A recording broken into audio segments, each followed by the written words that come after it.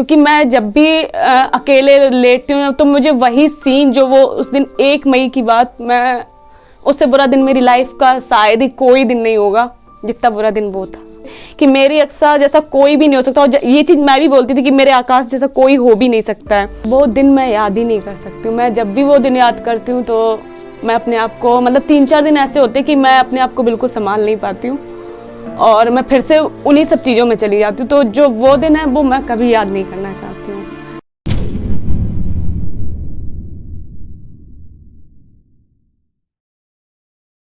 आज की शाम आपके नाम आज आई है खास मेहमान दिव्या गुप्ता कानपुर से। आपको पता है आप ब्यूटिशियन का कोर्स करते हो, अपना ब्यूटी पार्लर चलाते हो, बट हौसला तो आपको वो जब भी मिलता है ना जब आप अपने अंदर की शक्तियों को देखते हो।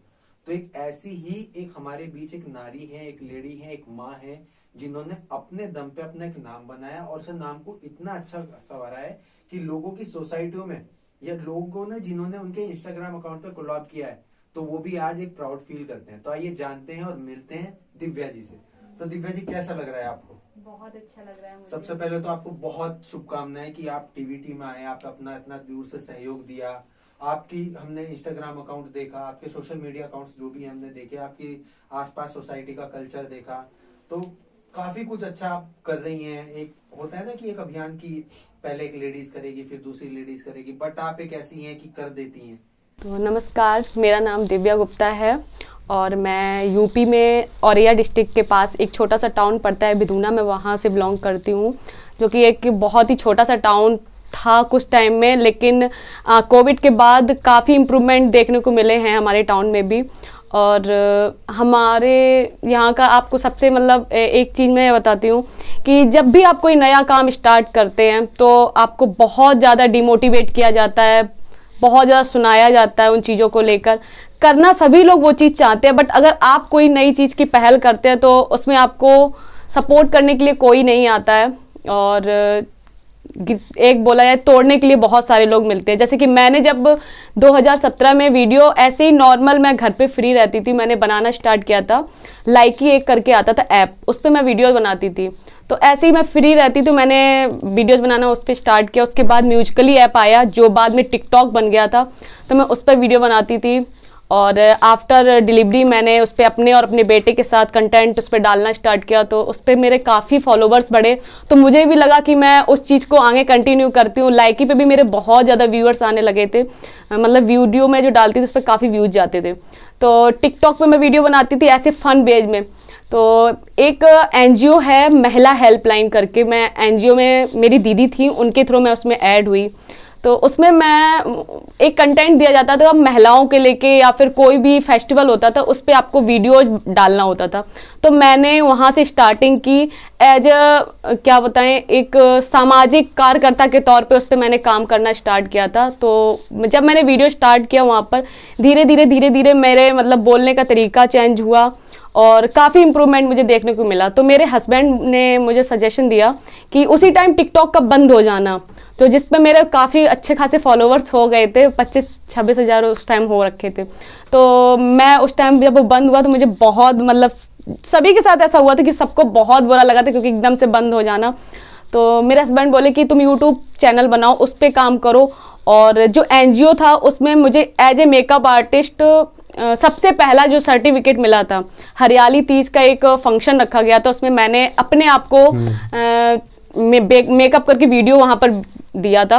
तो उस वीडियो में मतलब मुझे उस ग्रुप में सबसे मतलब मेकअप आर्टिस्ट का अवार्ड उसमें मिला था। फिर मुझे लगा कि मैंने इतना अच्छा मेकअप किया है कि मुझे इस सर्टिफिकेट मिला। तो मैंने धीरे धीरे, मेरे हस्बैंड ने जब चैनल बनाया तो मैंने उसी मतलब कंटेंट को उठाया। मुझे मेकअप करने में बिल्कुल भी इंटरेस्ट नहीं था, एक टाइम के मैं बताऊं तो मुझे मेकअप में एम भी नहीं पता था। बट मैंने अपने यूट्यूब चैनल जो मेरे हस्बैंड ने बनाया था तो उसको ग्रो करने के लिए मैंने यूट्यूब से ही चीज़ें मतलब लर्निंग करना स्टार्ट किया। तो जब मैंने लर्निंग करना स्टार्ट किया उसी को मैं यूट्यूब पे एज ए मेकअप आर्टिस्ट पे चीज़ें सजेस्ट करती थी, तो मेरी रुचि उसमें बहुत ज़्यादा मतलब भरती चली गई। तो काफ़ी अच्छा इंप्रूवमेंट भी उसमें हो रहा था यूट्यूब पर। और मैं उस टाइम इंस्टाग्राम 2017 से मेरा बना हुआ था अकाउंट, तो मैं उस पर भी काम करती थी। यूट्यूब और इंस्टा दोनों मैंने साथ में ही स्टार्ट किया था। फिर मेरा काफ़ी अच्छा खासा उस पर हो रहा था। एक होली की वीडियो मैंने और मेरे हस्बैंड ने डाली थी, क्योंकि टिकटॉक पे जब मैं वीडियो बनाती तो मैं एज ए कपल वीडियो बनाती थी, दोनों लोग साथ में। तो जो वो वीडियो मैंने होली की डाली थी, मुझे नहीं पता था कि वो वीडियो मेरी वायरल होगी। तो उस वीडियो पे काफ़ी अच्छे खासे व्यूज़ गए इंस्टाग्राम पे। फर्स्ट टाइम ऐसा था कि उस वीडियो पे व्यूज़ बहुत अच्छे गए थे। सबसे ज़्यादा आपको क्या चीज़ मजबूत बनाती है? मेरा बेटा। और सबसे कमज़ोर आपको क्या चीज़ बनाती है? कमज़ोर तो मुझे बस वही सोसाइटी की बातें और यही सब चीज़ें मुझे सुनकर ना, कि जिसके लिए मैंने बहुत कुछ किया। मतलब अच्छा अगर आप किसी के साथ करते हैं और बाद में आपको वो लोग उस तरीके से कुछ बोल देते, तो वो चीज़ें मुझे बहुत ज़्यादा तोड़ देती हैं। आपकी लव मैरिज हुई थी? जी, मेरी लव मैरिज हुई थी। तो चलो भगवान ना करे कि आपका बिजनेस एक ऐसे मुकाम पे आए कि आपको फिर दोबारा डिप्रेशन में जाना पड़े। अगर आप अपनी आसमान की ऊंचाइयों को छू लेते हैं तो सबसे पहले फिर वही कि आप अगर अपने बिजनेस को एक मुकाम देती हो तो वो किन लोगों के प्रति जाता है। मतलब मान लो एक सोसाइटी में 5 लड़कियां, 5 लड़कियों में एक लड़की पढ़ने वाली है, एक लड़की जॉब करने वाली है, एक लड़की है कि घर से बहुत परेशान है, डिप्रेशन है, पति का खर्च, मतलब पति से परेशान है, एक लड़की है सेल्फ इंडिपेंडेंट है, सिंगल मदर है। तो आपका इन 4-5 के प्रति अपना रुझान एक कैसा जाता है कि अगर आप एक सजेशन दो ने, एक बिजनेस वूमेन हो गई हो, आप एक नीचे से उठ के ऊपर तक आई हो, अपने आप को डिप्रेशन से संभाला है, अपने बेटे को संभाला है, अपनी फैमिली को संभाला है, एक यहाँ तक का सफ़र तय किया है, आने वाले टाइम में एक बिजनेस वूमेन हो जाओगी, कभी ना कभी तो हासिल होगा ही। देखो मुकाम अगर सोच लिया ना तो वो भी हासिल से कम नहीं। तो उनके प्रति क्या भावना है आपकी? मैं उनके प्रति यही है कि मैं उनको सजेस्ट करूँगी कि आप खुद में मतलब खड़े होइए और जितना ज़्यादा हो सके अपने आप को मोटिवेट खुद में करिए, किसी की बातों में आके मत करिए, जो कि मैं हो जाती हूँ कि लोगों की बातें सुन के ज़्यादा डिप्रेशन में चली जाती हूँ। तो मैं उनको सजेस्ट यही करूँगी कि आप एक लड़की हैं और आप सब कुछ कर सकती हैं। एक लड़की घर से लेके बाहर का काम से लेके हर चीज़ कर सकती है।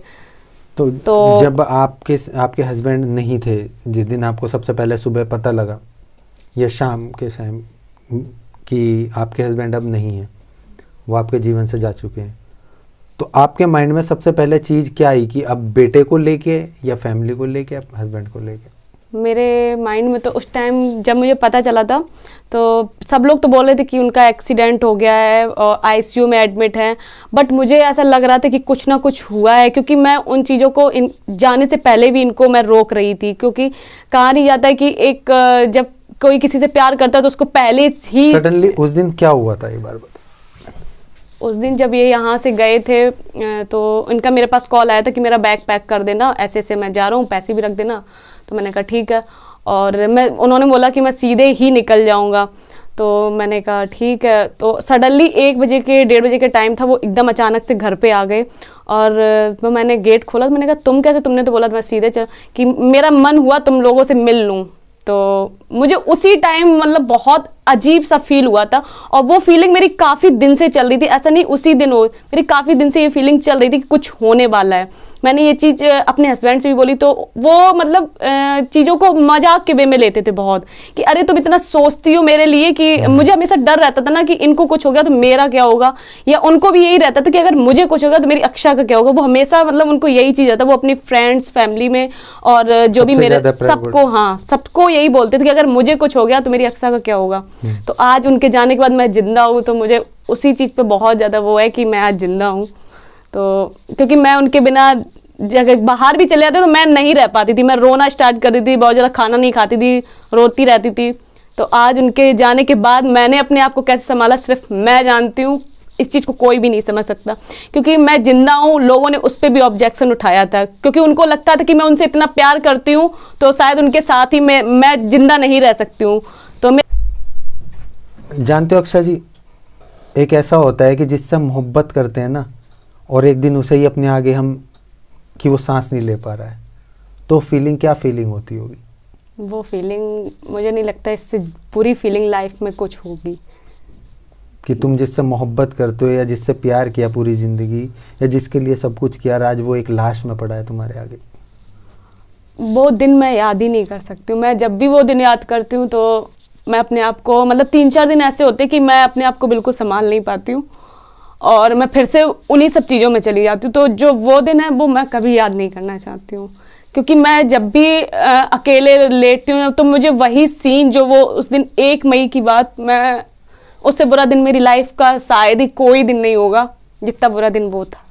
मतलब 1 मई 2021 का दिन शनिवार था, और 19 सितंबर 2015 दिन शनिवार था जिस दिन मेरी शादी हुई थी, और दिन शनिवार था जिस दिन मेरी लाइफ पूरी तरीके से ख़त्म हो चुकी थी। तो कहते हैं ना कि मैं हंसते हंसते चला जाऊंगा, तुझे रुलाते रुलाते छोड़ जाऊंगा।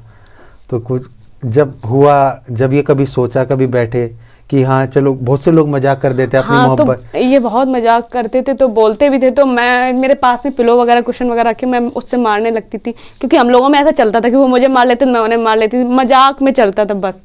मतलब हम लोगों की आपस में कभी लड़ाइयाँ आपस में नहीं हुई हैं। इनफैक्ट ये नाम जो अक्षा है, जब मेरी हम लोगों की बात हुई फर्स्ट टाइम इन्होंने ही मेरा नाम रखा था, आकांक्षा का शॉर्ट फॉर्म करके अक्षा, और उनका नाम आकाश था। तो ऐसा नहीं उनके जाने के बाद मैंने सारे सोशल मीडिया पे अक्षा नाम डाला हो। मेरी शादी से पहले ही मेरा नाम अक्षा सब जगह मेंशन हो रखा था, यहाँ तक कि उन्होंने अपने हाथ पे भी अक्षा नाम लिखा रखा था। तो ये नाम उनकी देन है। और इस पर मैं एक गाना गाना चाहती हूँ कि वो वाला है, तेरे नाम से ही मुझको दुनिया वाले जानेंगे। तो आज अक्षा नाम से ही मुझे सब लोग जानते हैं। मेरा रियल नाम आकांक्षा है, नहीं पता किसी को, दिव्या है। मैंने मेंशन किया जब मैंने ब्यूटिशियन का कोर्स किया, तब मैंने वहाँ मेंशन किया दिव्या नाम, नहीं तो मुझे सब अक्षा नाम से ही जानते थे। थैंक यू सो मच, आपने मुझे यहाँ बुलाया। काफ़ी एक अच्छी एक ज़िंदगी है कि देखो, कहते हैं ना यार, हमें भी नहीं पता, आदमी मोहब्बत तो किसी एक से ही करता है। वो मोहब्बत कहते हैं ना कि तेरे आँख मीचने से पहले मैं आँख मीच लूँगा सनम, तू नहीं तो इस धरती पे फिर मैं खा लूँगा एक कसम।